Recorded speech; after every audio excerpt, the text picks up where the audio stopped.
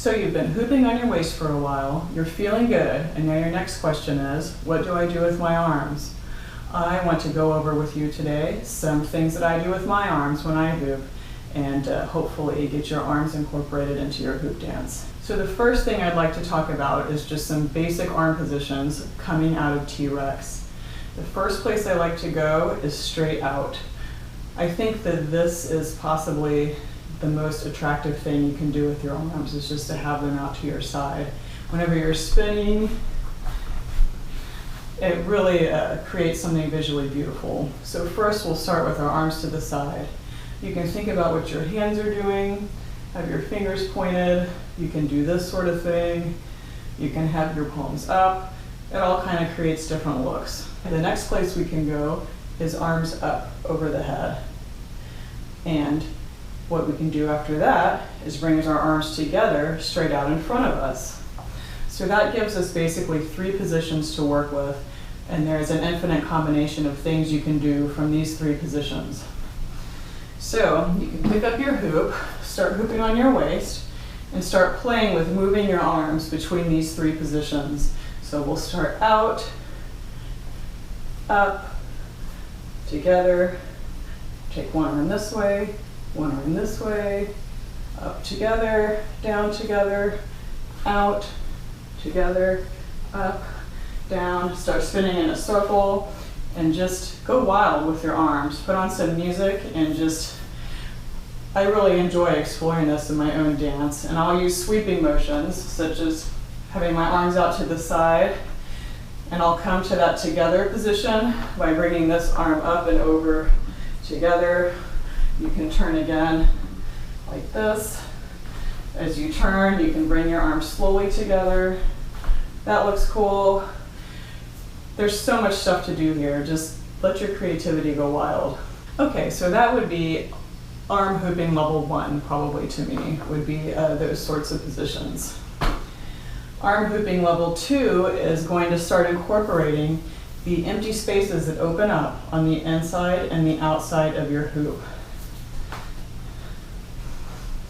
As your hoop goes around, you will have these voids open up in here and out here as the hoop rotates around your body.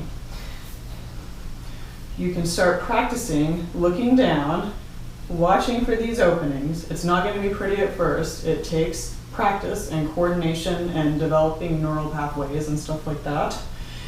But you can start dipping your hand in there. So I'll watch. Oh, I got it. Let me try the other hand. Oh, I got that one. That's what you're going to start like. And then you'll get faster and faster. I'm getting better. I'm getting better. Look at me. Look at me. And everybody's going to think you're awesome because people just love this trick. If you can turn while you hoop, it adds like another activity that you have to think about, but it also slows your hoop down by 50% and will make it much easier for you to find and see those holes. So let's try turning in a circle while we do it. Much slower, much easier, more chill. Again, looks awesome. I think finding the space on your outside of the hoop is a little more difficult. So this would probably be level 3 of arm movements, would be doing the same thing. You're watching that hoop go around, finding those outside spaces. When I do these sorts of movements on the outside, I use these sort of like sweeping arm motions where the inside is like this poking, like dip sort of motion. Outside is like sweeping, like extended arm sort of movements. And this one I think is infinitely easier if you're turning while you do it. And you can always just start out with one arm, whichever one you're more comfortable with. For me, I hoop to the right. My first arm in these sorts of movements is my right arm. If you hoop to the left, your left arm might be easier to start with. But let's explore these outside spaces while turning. Dip, dip, dip. Whoops, see, it's hard.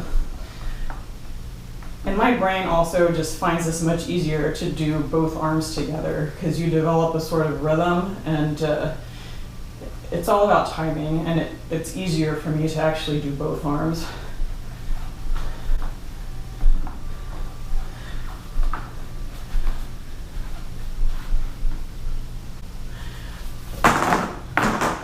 Okay, so I think that one arm is actually, my right arm is going forwards, my left arm is going backwards.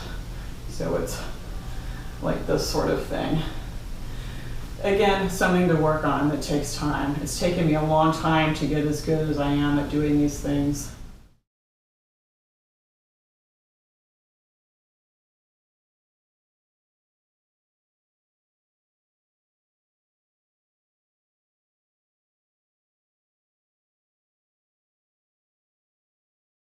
So level 4 of arm movements while hooping would be using stalls to incorporate really beautiful movements. And I think that these are just absolute stunners. If you can stall on your waist, use a giant hoop.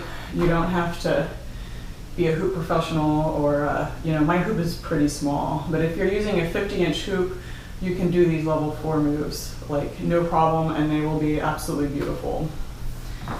So the first part of doing these level 4 moves is getting comfortable with stalling the hoop on your waist. So you're hooping, you're going to start doing that 360 spin, and you're just going to keep going, going, going while your hoop is just hanging in the air in front of you. So that looks like this. My hoop's really little, so I have to spin very fast. So there is so much stuff you can do with your arms while doing these stalls. I think that those basic arm positions that I was showing you in the beginning, you can use all of those and they just look beautiful. So I'll stall, I'll have my arms out to the front, out to the side. Let me show you. So these are with your basic arm positions in level 1.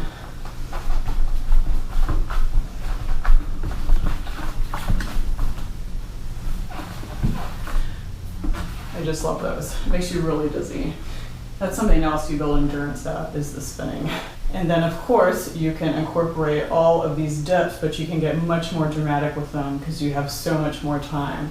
So like something I'll do with my stalls is I will incorporate using one arm exploring the inside space of the hoop and have the other arm exploring the outside space of the hoop. So something like that would look like this.